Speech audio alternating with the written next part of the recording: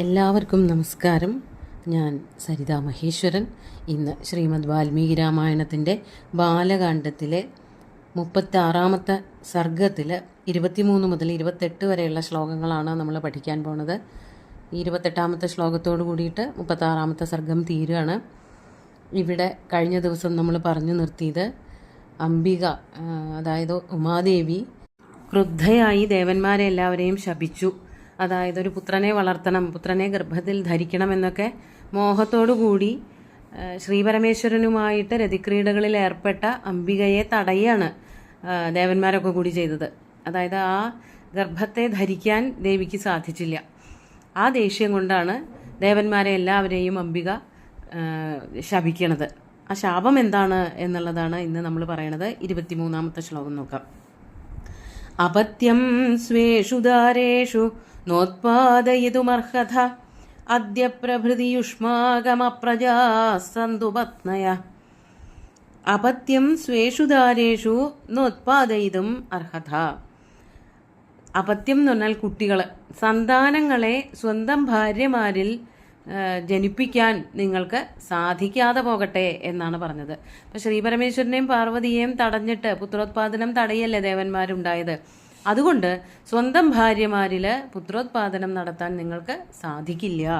അതാണ് സ്വേഷു ദാരേഷു, സ്വന്തം ദാരങ്ങളിൽ അവരവരുടെ ഭാര്യമാരിൽ.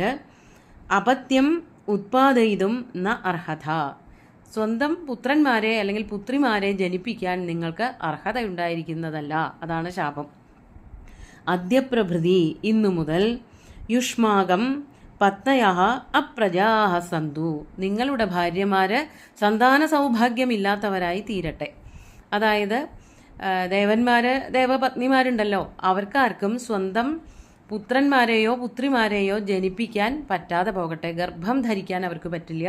നിങ്ങൾക്ക് സ്വന്തമായിട്ട് കുട്ടികൾ ഉണ്ടാവില്ല. ഒരു ഭർത്താവും ഒരു ഭാര്യയും ചേർന്നാൽ പോലും കുട്ടികൾ ഉണ്ടാകാതെ പോകട്ടെ എന്ന് ദേവന്മാരെയും ദേവസ്ത്രീകളെയും ഉമാദേവി ശപിക്കുകയാണ് ചെയ്തത്. എന്നിട്ട് 24-ാമത്തെ ശ്ലോകം നോക്കാം. ഏവമുക്ത്വാ സുരാൻ സർവാൻ ശശാപ പൃഥിവീമപി അവനേ നൈകരൂപാത്വം ബഹുഭാര്യാ ഭവിഷ്യസി. ഏവമുക്ത്വാ സുരാൻ സർവാൻ ശശാപ പൃഥിവീമപി. ഏവം സർവാൻ സുരാൻ ഉക്ത്വാ, ഇപ്രകാരം ദേവന്മാരോടൊക്കെ പറഞ്ഞിട്ട്, ദേവന്മാരെയൊക്കെ ശാപവചനങ്ങൾ നൽകി അവർക്ക് ശാപം കൊടുത്തതിന് ശേഷം, സുരാൻ സർവാൻ എല്ലാ ദേവന്മാരെയും ശപിച്ചതിനു ശേഷം, പൃഥിവീമപി ശശാപ, പൃഥ്വിയാണല്ലോ ആ തേജസ് ഏറ്റുവാങ്ങിയത്. അത് ഗൗരി ഏറ്റുവാങ്ങേണ്ടതായിരുന്ന തേജസ്സിനെ പൃഥ്വി ഏറ്റുവാങ്ങി. അതുകൊണ്ട് പൃഥ്വിക്കും ശാപം കിട്ടി. അതാണ് പൃഥിവീമപി ശശാപ, പൃഥ്വിക്കും ശാപം കിട്ടി. എന്തായിരുന്നു ശാപം? അവനെ, അവനെ എന്ന് വെച്ചാൽ സംബോധന ചെയ്യാണ്. അവനി എന്ന് പറഞ്ഞാൽ ഭൂമി എന്നാണ് അർത്ഥം. ഹേ അവനെ, അല്ലയോ ഭൂമിദേവി, നൈകരൂപാത്വം ബഹുഭാര്യ ഭവിഷ്യസി, നീ ഏകരൂപയായി ഭവിക്കുകയില്ല. അതായത് ഭൂമിക്ക് പലതരത്തിലുള്ള ഭാവങ്ങളും രൂപങ്ങളും നിറങ്ങളും ഒക്കെ ഉണ്ടാവും. അതൊക്കെ അംബികയുടെ ക്രോധം കൊണ്ട് സംഭവിച്ചതാണെന്നാണ് പറയപ്പെടുന്നത്. അതായത് നിരന്ന പ്രദേശങ്ങൾ മാത്രമായിട്ടുണ്ടാവില്ല. അപ്പോഴേക്കും ഒരു കുന്നുണ്ടാവും, പിന്നെ തണ്ണീർത്തടങ്ങളുണ്ടാവും, അതുപോലെ പുഴകളുണ്ടാവും, കായലുണ്ടാവും. ഇങ്ങനെ ഒരേ രൂപത്തിൽ ഭൂമി എവിടെയും കാണപ്പെടുകയില്ല. അതാണ് ഒരു ശാപം. അതുപോലെ തന്നെ ബഹുഭാര്യത്വം ഭവിഷ്യസി, നീ ബഹുഭാര്യയായിട്ട് വർത്തിക്കേണ്ടി വരും. ബഹുഭാര്യ എന്ന് പറഞ്ഞാൽ ബഹൂനാം രാജാനാം, പല രാജാക്കന്മാരുടെയും ഭാര്യയായിട്ട് നിനക്ക് വസിക്കേണ്ടതായിട്ട് വരും. അതായത് അച്ഛൻ്റെ ഭാര്യയായിട്ടും അല്ലെങ്കിൽ മകൻ്റെ ഭാര്യയായിട്ടും കൊച്ചുമകൻ്റെ ഭാര്യയായിട്ടും ഒക്കെ വർത്തിക്കേണ്ടി വരിക എന്നുള്ളത് വലിയൊരു ശാപമാണല്ലോ. അതുകൊണ്ട് ഭൂമിദേവിയെ ഇങ്ങനെ 2 തരത്തിൽ ശപിക്കുകയാണ് ദേവി ചെയ്തത്. ഒന്ന്, സമരൂപമായിരിക്കില്ല, ഭൂമിദേവി എല്ലാ ദിക്കിലും വിവിധ രൂപങ്ങൾ കൈക്കൊള്ളും എന്നുള്ളതും. രണ്ടാമത്തേത്, എല്ലാവരുടെയും പലരുടെയും പത്നിയായിട്ട് വർത്തിക്കേണ്ടതായിട്ട് വരും എന്നുള്ള ശാപം കൂടി കൊടുത്തു. അതിനുശേഷം നച പുത്രകൃതാം പ്രീതിം മത്ക്രോധകലുഷീകൃത പ്രാപ്സ്യസി ത്വം സുദുർമേധേ മമ പുത്രമനിച്ഛതി. മാത്രമല്ല മറ്റൊരു ശാപം കൂടി ഭൂമിക്ക് കൊടുത്തു. ഇപ്പം മൂന്നാമത്തെ ശാപമാണ്. അതാണ് പറയണത്, നജ പുത്രകൃതാം പ്രീതിം മത് ക്രോധകലുഷീകൃത. എൻ്റെ ക്രോധം കൊണ്ട് കലുഷീകരിക്കപ്പെട്ടവളായി തീർന്ന നീ, നിനക്കൊരിക്കലും ഒരു പുത്രനെ കൊണ്ടുണ്ടാകുന്ന സുഖം പൂർണ്ണമായിട്ട് അനുഭവിക്കാനും സാധിക്കുകയില്ല. അതാണ് നജ പുത്രകൃതാം പ്രീതിം. പുത്രന്മാര് സന്തോഷം ഉണ്ടാക്കും അമ്മമാർക്ക്. അങ്ങനെ ഒരു പ്രീതി നിനക്കൊരിക്കലും പരിപൂർണമായിട്ട് ലഭിക്കുകയില്ല. അതിൻ്റെ ആ ഒരു ശാപം കൂടി ഞാൻ നിനക്ക് തരുകയാണ്. എൻ്റെ ക്രോധം കൊണ്ട് കലുഷമായി തീർന്നവളായ അല്ലയോ ദുർമേധേ, കുബുദ്ധിയായിട്ടുള്ള ഭൂമിദേവി, നിനക്ക് പുത്രൻ ഉണ്ടാക്കുന്ന സന്തോഷവും പരിപൂർണമായിട്ട് അനുഭവിക്കാൻ സാധിക്കുകയില്ല. അതാണ് പ്രാപ്സ്യസിത്വം സുദുർമേധേ മമ പുത്രമനിച്ഛതി. എനിക്ക് പുത്രൻ ഉണ്ടാവരുത് എന്ന് വിചാരിച്ച നിന്നിൽ അല്ലെങ്കിൽ നിനക്കായിട്ടുണ്ടാകുന്ന പുത്രന്മാരെ കൊണ്ട് സുഖം അനുഭവിക്കാനും പറ്റാതെ പോകട്ടെ. അങ്ങനെ വലിയ വലിയ ശാപങ്ങളാണ് ഭൂമിദേവിക്ക് ഗൗരീദേവി നൽകിയത്. ഒന്ന്, ഒറ്റ രൂപമായിട്ട് കാണാതെ പോകട്ടെ, അതായത് പല വിധത്തിലുള്ള രൂപങ്ങൾ ഭൂമിക്ക് ഉണ്ടാകട്ടെ. മറ്റൊന്ന്, പലരുടെയും ഭാര്യയായിട്ട് തീരട്ടെ. പിന്നൊന്ന്, പുത്രന്മാരെ കൊണ്ട് സന്തോഷം ഉണ്ടാകാതെ പോകട്ടെ. എനിക്കൊരു പുത്രൻ ഉണ്ടായിട്ട് സന്തോഷം അനുഭവിക്കാൻ നീ അനുവദിച്ചില്ലല്ലോ. ആ ദേഷ്യം കൊണ്ട് ഞാൻ നിന്നെ കലുഷമാക്കി തീർത്തിരിക്കുകയാണ്. അങ്ങനെയുള്ള നിനക്കും പുത്രഭാഗ്യം, പുത്രനെ കൊണ്ടുണ്ടാകുന്ന സന്തോഷം, പുത്രന്മാർ കൂടെ ഉണ്ടാകുമ്പോൾ ഉണ്ടാകുന്ന സന്തോഷം പൂർണ്ണമായിട്ടും അനുഭവിക്കാൻ സാധിക്കാതെ പോകട്ടെ എന്ന് കുബുദ്ധിയായി തീർന്നു എന്നുള്ള ദേഷ്യം കൊണ്ട് പാർവതീദേവിയോട് വളരെ ക്രൂരമായിട്ടാണ് പെരുമാറിയത് എന്നുള്ളത് കൊണ്ട് ഭൂമിദേവിയെയും ശപിച്ചു. സത്യത്തിൽ ഭൂമിദേവി അല്ല അതിന് കാരണം, ദേവന്മാരൊക്കെ കൂടിയിട്ടാണ് ഇതിങ്ങനെയൊക്കെ ആക്കിയത്. പക്ഷെ ശാപം കിട്ടിയപ്പോൾ എല്ലാവർക്കും ശാപം കിട്ടി, അതാണ് അർത്ഥം. എന്നിട്ട് 26-ാമത്തെ ശ്ലോകം നോക്കാം. താൻ സർവാൻ പീഡിതാൻ ദൃഷ്ട്വാ സുരാൻ സുരപതിസ്തദാ ഗമനായോപചക്രാമ ദിശം വരുണപാലിതാം. പക്ഷേ ശ്രീപരമേശ്വരൻ ഇതിലൊന്നും പങ്കുകൊണ്ടില്ല. ഇതൊക്കെ നോക്കിക്കണ്ട് നിൽക്കുക മാത്രമേ ഉണ്ടായുള്ളൂ. ഭഗവതിയുടെ ശാപവും ഒക്കെ കണ്ടുകൊണ്ട് ഭഗവാൻ അവിടെ കുറച്ചു നേരം നിന്നു. അതാണ് താൻ സർവാൻ പീഡിതാൻ ദൃഷ്ട്വാ സുരാൻ തഥാ. അപ്പോൾ താൻ സർവാൻ സുരാൻ പീഡിതാൻ ദൃഷ്ട്വാ, എല്ലാ ദേവന്മാരെയും പീഡിപ്പിക്കപ്പെട്ടവരായി കണ്ടിട്ട്, പീഡിപ്പിക്കുക എന്നുള്ളത് കൊണ്ട് ശപിക്കപ്പെട്ടവരായി എന്നുള്ള അർത്ഥമാണ്. ദേവിയുടെ ശാപം ഏറ്റുവാങ്ങിയവരായി എന്ന് കണ്ടിട്ടും അങ്ങനെയൊക്കെ മനസ്സിലാക്കിയിട്ടും സുരപതി എന്നുള്ളത് കൊണ്ട് ഇവിടെ ശ്രീപരമേശ്വരൻ എന്നർത്ഥം. അദ്ദേഹം എന്താ ചെയ്തത്? വരുണപാലിതാം ദിശം ഗമനായ ഉപചക്രാമ.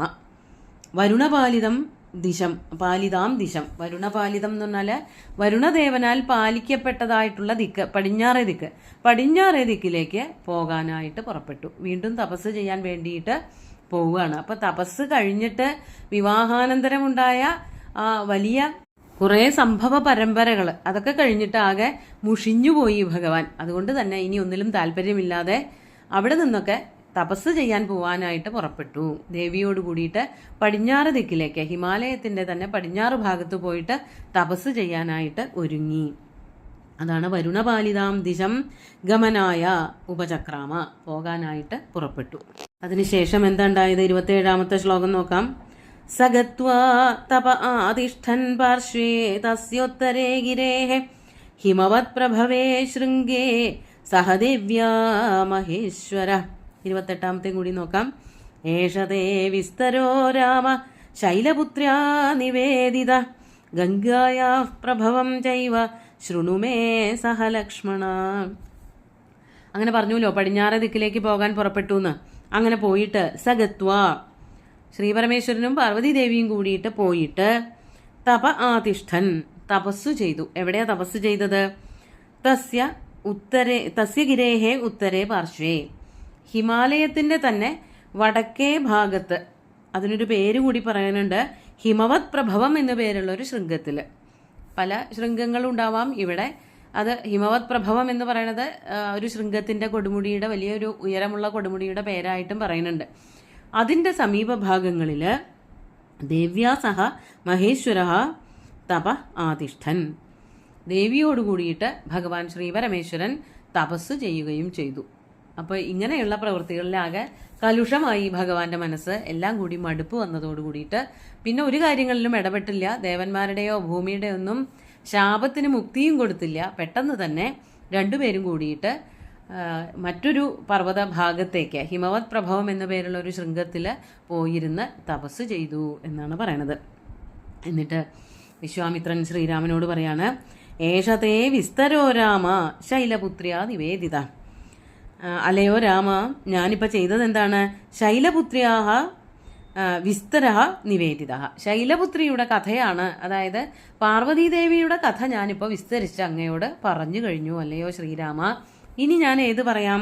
ഗംഗായാഹ പ്രഭവം ചെയ്വ സഹലക്ഷ്മണ മേ ശൃണു.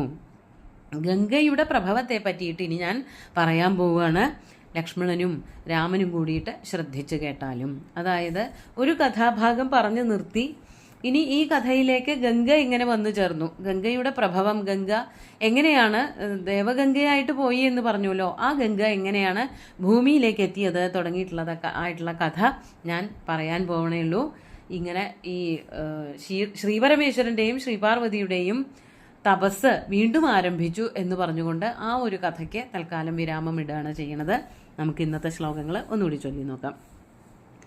അപത്യം സ്വേഷു ദാരേഷു നോത്പാദയിതുമർഹത അദ്യ പ്രഭൃതിയുഷ്മാകമപ്രജാ സന്തു പത്നയ ഏവമുക്ത്വാ സുരാൻ സർവാൻ ശശാപ പൃഥിവീമപി അവനേ നൈകരൂപാ ത്വം ബഹുഭാര്യാ ഭവിഷ്യസി ന ച പുത്രകൃതാം പ്രീതിം മത്ക്രോധകലുഷീകൃതാ പ്രാപ്സ്യസേ ത്വം സുദുർമേധേ മമ പുത്രമനിച്ഛതി. താൻ സർവാൻ പീഡിതാൻ ദൃഷ്ട്വാ സുരാൻ സുരപതിസ്തദാ ഗമനായോപചക്രാമ ദിശം വരുണപാലിതാം. സഗത്വാ തപ ആതിഷ്ഠൻ പാർശ്വേ തസ്യോത്തരേ ഗിരേഃ ഹിമവത് പ്രഭവേ ശൃംഗേ സഹ ദേവ്യാ മഹേശ്വര. ഏഷതേ വിസ്തരോ രാമ ശൈലപുത്ര്യാ നിവേദിത ഗംഗായാഃ പ്രഭവം ചൈവ ശൃണുമേ സഹ ലക്ഷ്മണ. സുന്ദരമായിട്ടുള്ള ശ്ലോകങ്ങൾ ഭഗവാൻ ശ്രീരാമചന്ദ്രൻ്റെ കാൽക്കൽ അർപ്പിച്ചുകൊണ്ട് ഗുരുവായൂരപ്പനെ സാഷ്ടാംഗം നമസ്കരിച്ചുകൊണ്ട് എല്ലാവർക്കും ശുഭദിനം നേർന്നു നിർത്തട്ടെ. നന്ദി.